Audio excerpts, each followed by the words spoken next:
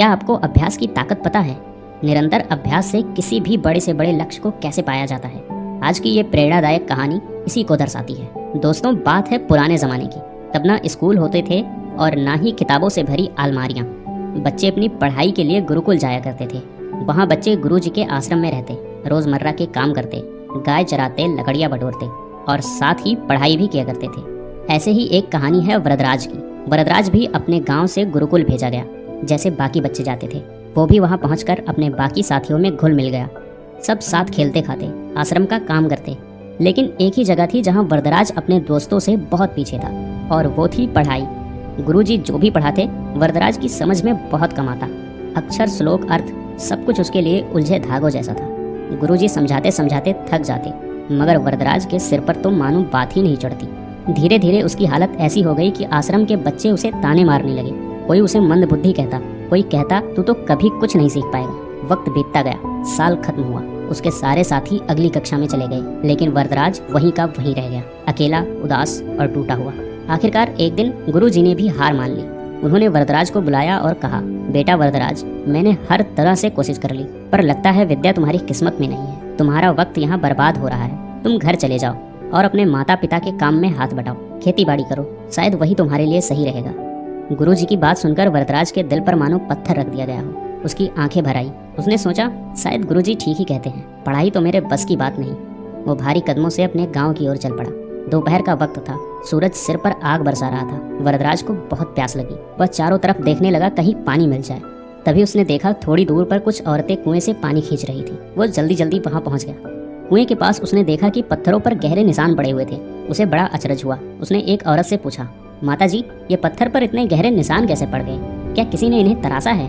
औरत ने हंसते हुए कहा, नहीं बेटे, इन्हें किसी ने नहीं तराशा। ये निशान तो इस रस्सी के रोज रोज कुएं में ऊपर नीचे आने जाने से बने हैं। देखो, ये रस्सी कितनी पतली और कोमल है, फिर भी रोज रोज के घिसने से इसने पत्थर में इतने गहरे निशान बना दिए। बस यही बात वरदराज के दिल में तीर की तरह जा लगी। उसने सोचा, जब कोमल सी रस्सी भी रोज रोज कोशिश करके ठोस पत्थर में निशान डाल सकती है, तो क्या मैं रोज रोज अभ्यास करके अपने दिमाग में विद्या नहीं भर सकता? उसकी आंखों में नई चमक आ गई। अब वरदराज को यकीन हो चला था कि लगातार मेहनत से नामुमकिन भी मुमकिन हो जाता है। वरदराज ने वही कुएं के पास फैसला किया, मैं हार नहीं मानूंगा। मैं वापस जाऊंगा गुरुकुल और तब तक कोशिश करता रहूंगा जब तक सीख ना जाऊं। वो फौरन वापस गुरुकुल लौट गया। उसके लौटते ही सब हैरान रह गए। गुरुजी ने पूछा, बेटा वरदराज, तुम फिर क्यों लौट आए? वरदराज ने आत्मविश्वास से कहा, गुरुजी, मैंने रास्ते में एक कुआं देखा। वहाँ रस्सी के रोज रोज घिसने से पत्थर में निशान पड़ गए थे। तो मैंने सोचा कि अगर पत्थर पर निशान पड़ सकते हैं, तो लगातार अभ्यास से मेरे दिमाग पर भी विद्या की छाप जरूर पड़ सकती है। गुरुजी, मुझे एक मौका और दीजिए। मैं मेहनत करूंगा, रोज करूंगा और तब तक करूंगा जब तक सीख ना जाऊं। गुरुजी ने उसकी आंखों में एक अलग चमक देखी। उन्होंने कहा, वरदराज, यही तो असली विद्यार्थी की पहचान है, हार ना मानना। चलो फिर से शुरुआत करते हैं। इसके बाद वरदराज ने दिन रात एक कर दिया। सवेरे सबसे पहले उठता, गुरुजी के पास बैठता, सवाल पूछता, रटता, समझता, फिर भी गलती होती फिर पूछता।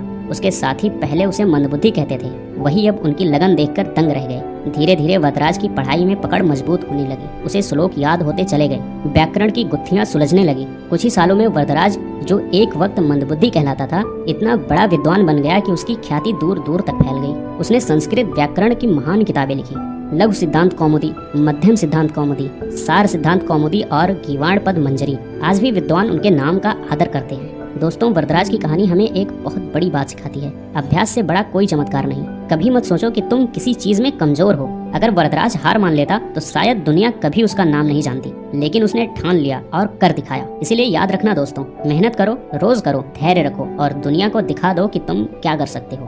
और अंत में मैं यही कहना चाहूंगा, किस्मत के भरोसे मत बैठो, मेहनत करो, फिर देखो पत्थर भी मोम की तरह पिघल जाएंगे।